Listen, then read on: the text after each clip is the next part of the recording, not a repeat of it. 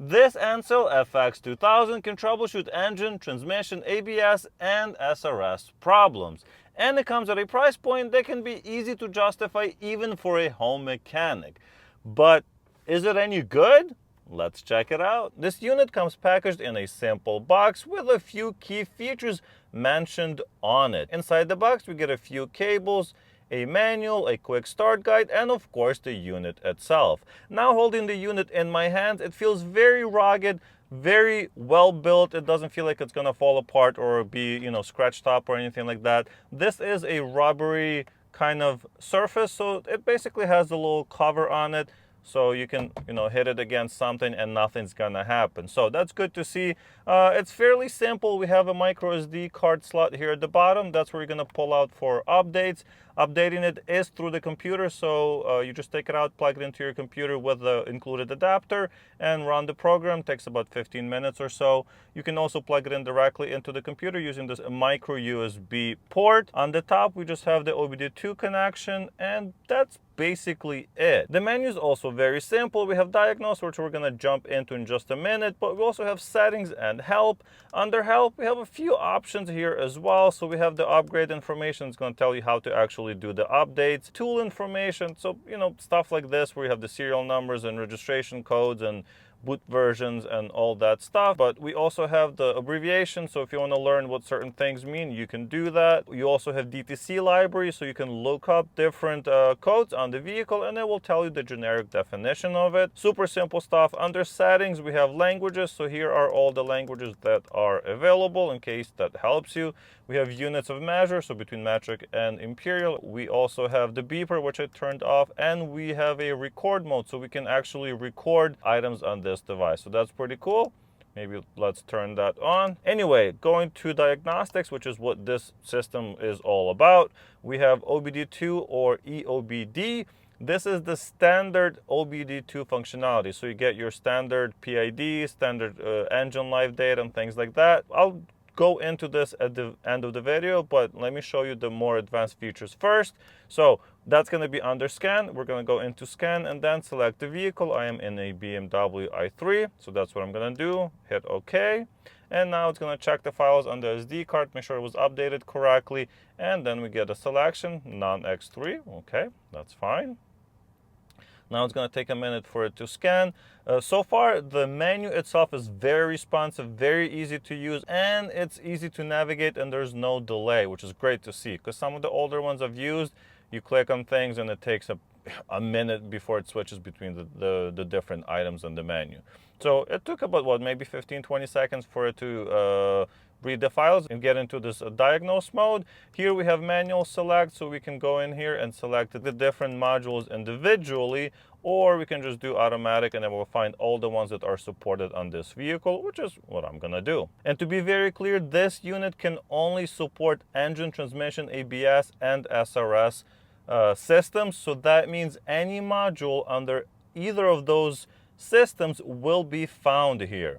If it's not under any of those systems, it will not show up in here. So that's very, very important to understand, as this is not a all system scanner, but just these 4 systems, but it can do a lot on these specific systems. So once all of the systems are scanned and we have all the modules that are available on this vehicle presented, we can go into each one and see what information we can get from there. So for example, let's go into electronic power steering. So we're going to jump in here and we can read and clear codes. Let's see if there's anything on this one. There's no codes on this one, so okay, that's good. Of course, if there were any, we could clear those, and then we can go into read data stream. So once we go in here, this is where the more advanced features of this scanner show up. So here, for example, we can go into the status and sensor steering torque. So I'm going to select all of them and then I'm going to confirm. And there it is. So now we have the data stream of the live data coming to this device. So if I move the steering wheel, as you can see, we can see the value changing on this device. So what that means is that you can go to all of the supported modules and then see live data that is specific to that specific module. That's the important part here. So you're not just looking at very basic generic codes or very basic generic PIDs, like only from the engine, you can get information on more modules. So that's the big benefit of this scanner. So as I mentioned, yes, if you go back and you go to those read codes, if there were any codes, we would see the module specific codes, which is very, very important for troubleshooting. Of course, we can go for the engine one. So there's 9 different things you can see in here. And yeah, you can scroll through them and select them as well and all of that good stuff. Select a few of them and then confirm. And now if I click OK, it's actually going to save this page and we can review it later on. As you can see, it's also recording it. So yeah, you can do the same thing for all of the available modules, right? So we can read codes. And there you go. So on this one, we actually have a vehicle-specific code, front passenger seat occupancy detection fault. So there's moisture in it, something like that. I do know of this issue. But yeah, you can see it just like that. And then we can erase it. So we're going to erase those codes. Yes, please erase. And they are erased now. Now if we read it again, we can see that the codes are gone. And once again, we can go to the data stream and see all of that information or the live data for all of these different items. So on this one, we have some of the data streams you can see on here. We can see the sensors. See, so plenty of different stuff. So for the airbags, for example, you can see the different information for each of the airbags. Ignition circuit, 38 different items we can see on here. And there's more on here. And of course, some general stuff as well. So plenty of information to help you troubleshoot. And you know, if you're relying on just generic codes, you're basically not going to be able to do anything with ABS and SRS. Depending on the scanner, you might be able to see information on engine and transmission, but yeah, that's not nearly as helpful. Going back to the main menu, we can now go to review, and we can actually review some of the DTCs that we have found. So for example, here's one from what we scanned earlier, and it's been saved. So when we enable the save function in the settings, it will actually save a bunch of stuff in here. We can also review the data stream. So here's the information that we were receiving earlier, and we can just review it later on.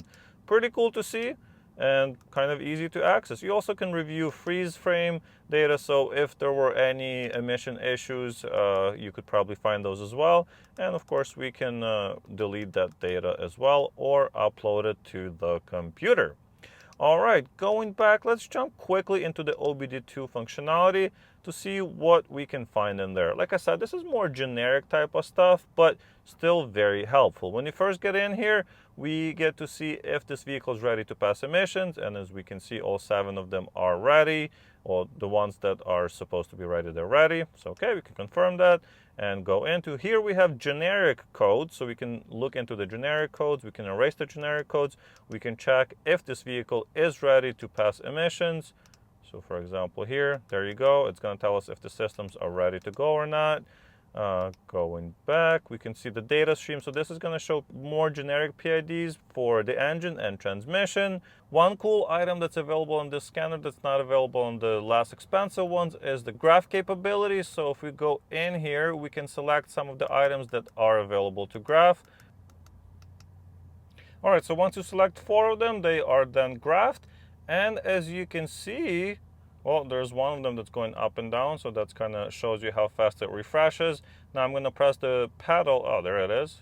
All right, so I'm pressing the accelerator pedal, and if I'm going to hold it up, there you go. So response, I would say within a quarter of a second. I'm going to let go, and there it is. So that's pretty good for a scanner at this price range. I am pretty impressed with how well it graphs. Of course, you can't like zoom in or adjust anything really, but it does help with some of these items. You can also do an O2 sensor test. Well, not on this electric vehicle. That's going to be a little bit difficult, although it does have one, but it doesn't work as expected.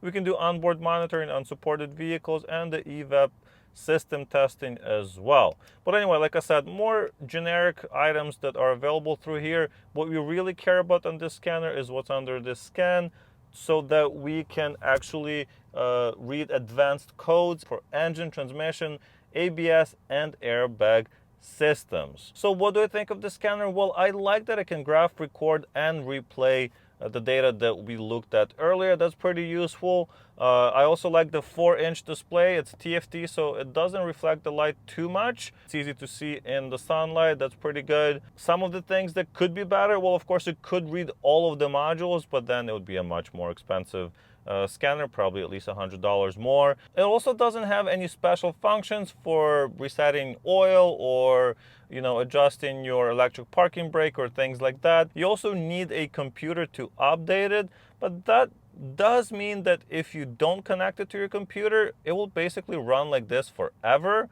So if the company goes bust or something like that, if you have a Wi-Fi scanner, it might stop working. This one, well, it doesn't check home because there is no Wi-Fi on this, so it will work forever. And if you need to, you can connect it to a computer and update it. The updates, they say, are free and lifetime. I've used it on this one. It was super simple, so yeah, should work, I think, for a very long time. I also think it's inexpensive for how many vehicles it actually supports. If you go under here, we can see a lot of different vehicles that it supports, which is really good to see. So you'll be able to perform everything that I've shown you on those vehicles, well, as long as the vehicle supports it, of course, and after 1996 and all that good OBD2 stuff. Now, if you are looking for a more advanced scanner with a full system diagnostics and over 25 special functions, check out this video where I did a review on its bigger brother, the Ancel FX2000. I also have links for this one in the description if it does what you are looking for. So thank you so much for watching. I really appreciate it, and I'll see you in the next one. Bye.